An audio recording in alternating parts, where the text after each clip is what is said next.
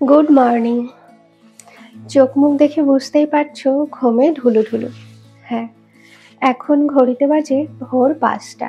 বেশ কিছুদিন হলো সামনে থেকে তোমাদের সঙ্গে সেইভাবে কথাই বলা হয় না, তাই ভাবলাম আজকের ভিডিওটা ভোরবেলা থেকে স্টার্ট করি। ঘুমে চোখ মুখের কি অবস্থা হয়ে গেছে। যাই হোক, যা হয়েছে হয়েছে, সেটা একটা সাইডে রেখে আমি একটু ইন্ট্রোটা দিয়ে নিই।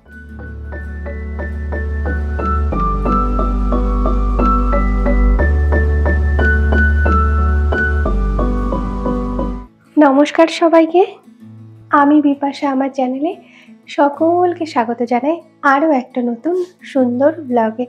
আশা করি যে যেখানে আছেন ভালো আছেন এবং সুস্থ আছেন। আমি তো আপনাদের আশীর্বাদে আর ঈশ্বরের কৃপায় ভীষণ ভালো আছি। তাহলে চলো ভোর ৫টা থেকে আজকের পুরো সম্পূর্ণ দিনের জার্নিটা তোমাদের সঙ্গে শেয়ার করি। ঘুম থেকে উঠে পড়েছি, বিছানাটা গুছিয়ে নিচ্ছি, কারণ আজ একটা বিশেষ দিন। সেটা হচ্ছে কোজাগরী লক্ষ্মী পূজা, যেটা বাঙালিদের প্রতিটা ঘরে ঘরেই হয়ে থাকে, আমাদের বাড়িতেও হবে। তাই একটু কাজের ব্যস্ততার জন্য খুব ভোরে ভোরে উঠতে হয়েছে, কারণ পূজার জোগাড় যন্ত্র সব কিছুই আমাদের করতে হবে।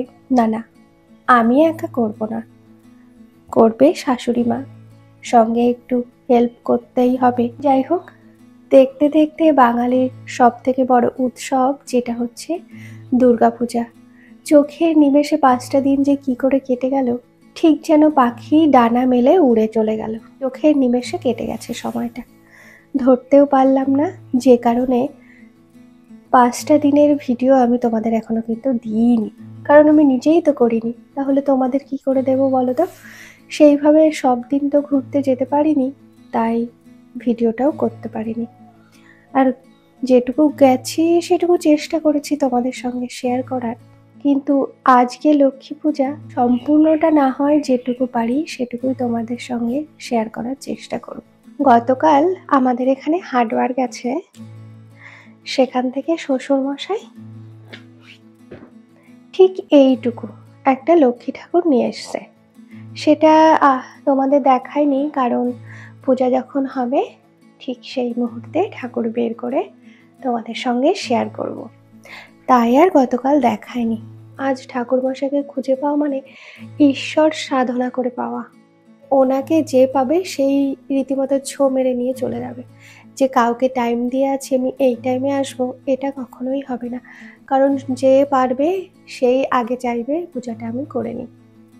তাই জন্য জানি না কখন পূজাটা হবে, যখন হবে যেটুকু পারবো তোমাদের সঙ্গে সেটাই শেয়ার করার চেষ্টা করব। তাহলে চলো, হ্যাঁ, ঝটপট কাজগুলো সেরে নিই, আর টাইম নষ্ট করলে হবে না। ছোট্ট সাইজের মা লক্ষ্মীকে সুন্দর করে সাজিয়ে গুছিয়ে রাখা হয়েছে।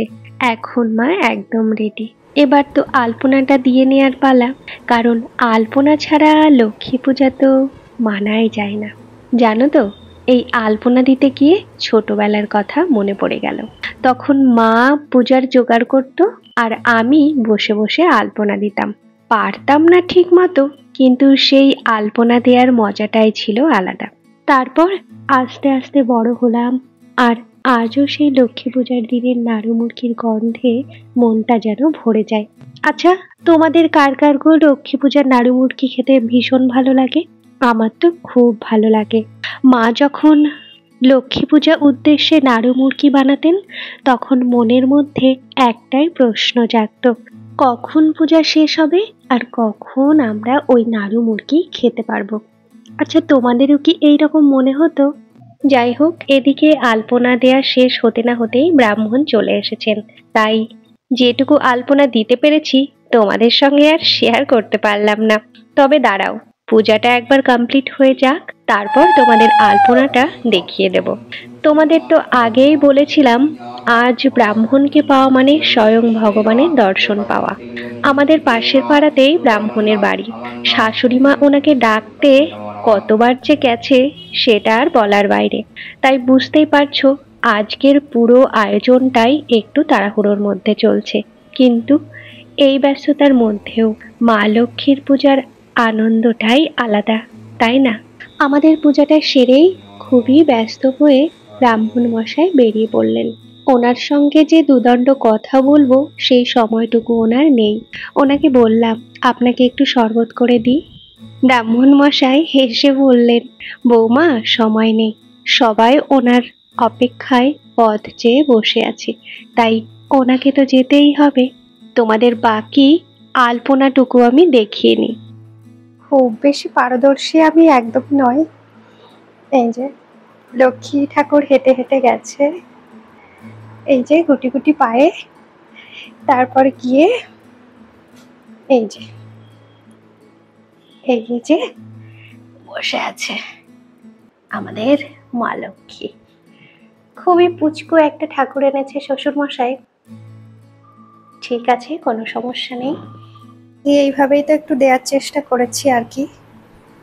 জানি না কেমন হয়েছে, অবশ্যই জানিও। আর এই যে অবশেষে একটু ফল খাচ্ছি, বাকি আর কিছু খাবো না। চেরি ফলটা আর খেজুর খেতে বেশ ভালোই লাগে। তাহলে চলো, আমাদের লক্ষ্মী পূজাটা তো এভাবেই কেটে গেল। তোমাদের কেমন কাটলো অবশ্যই কমেন্টের মাধ্যমে জানিও। আর ভালো লাগলে একটা লাইক করে চ্যানেলটা অবশ্যই সাবস্ক্রাইব করো। তাহলে আজকের মতো টাটা। সবাই ভালো থেকো, সুস্থ থেকো, আর নিজেদের খেয়াল রেখো।